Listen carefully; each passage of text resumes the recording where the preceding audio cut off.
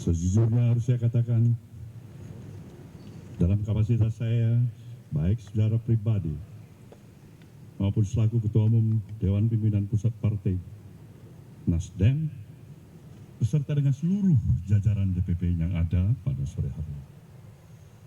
Dan tentu juga tidak terlepaskan dari seluruh selagorde,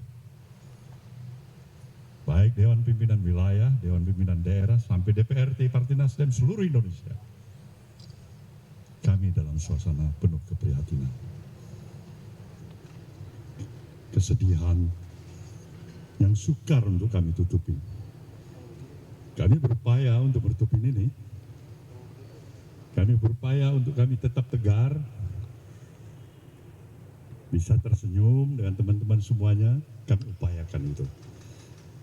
Tapi kalau teman-teman bisa memahami, sesungguhnya apa yang ada dalam nurani diri pribadi saya, ada kesedihan, keperihan hati. Tidak seperti biasanya. Saya memahami kasus seperti ini bukan yang pertama kali dihadapi oleh partai ini.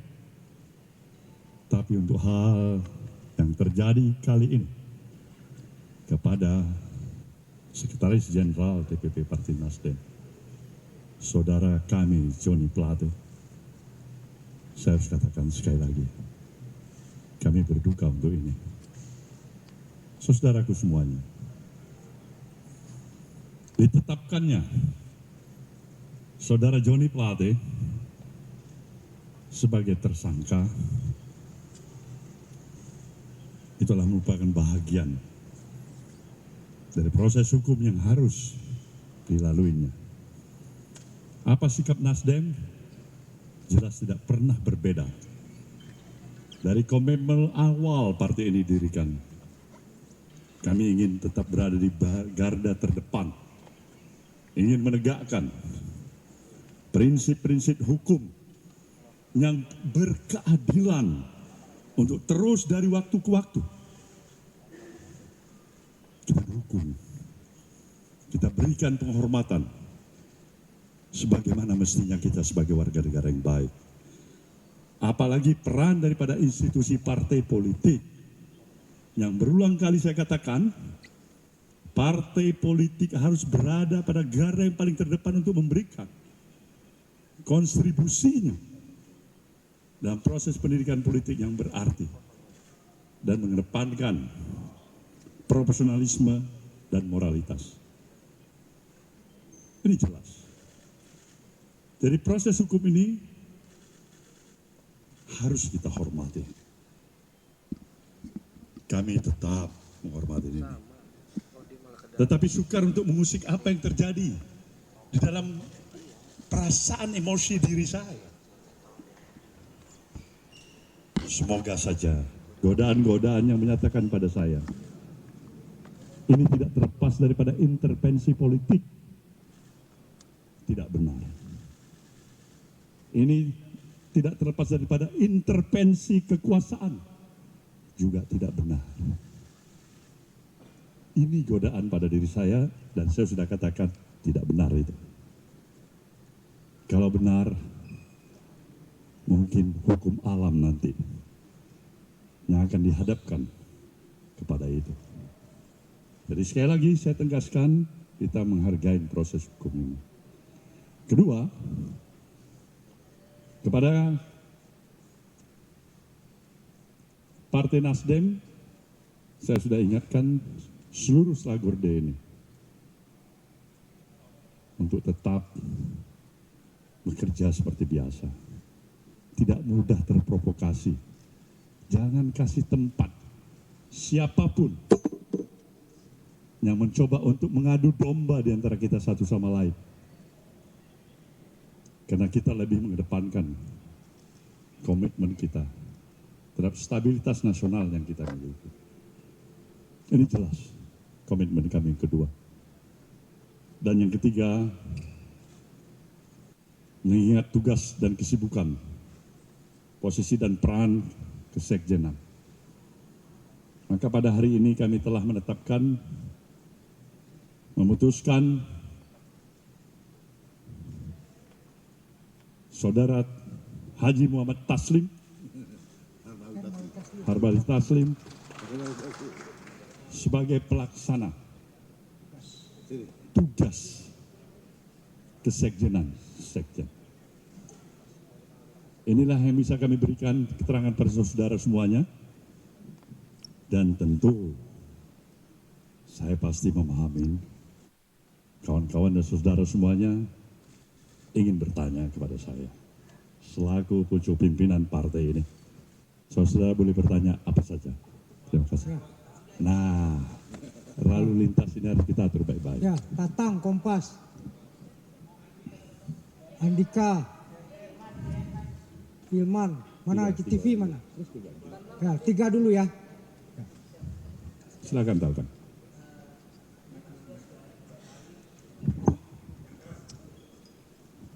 Siap. Mohon izin Pak Surya dan jajaran elit Partai Nasdem.